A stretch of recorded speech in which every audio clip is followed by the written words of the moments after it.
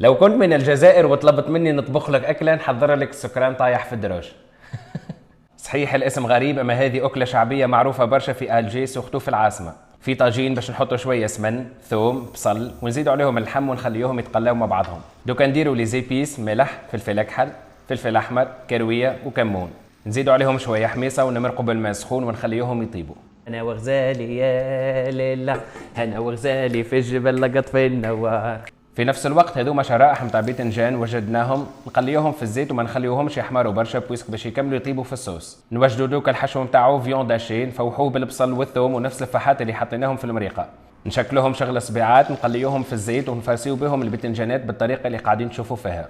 وبعدها كيف يطيب اللحم والحمص نرميهم في الصوص اللي سبق وحضرناها ميم با 10 مينوت ويكون الطبق حاضر. كيما شفتوا المكونات مش متناسقه مع بعضها، اللحم طيب في مرقه وباذنجان مقلي في الزيت وفيون داشي، على هذا شبهوه بالسكران كي يبدا طايح في الدروج. صحه وبشفى ليكم. الجي.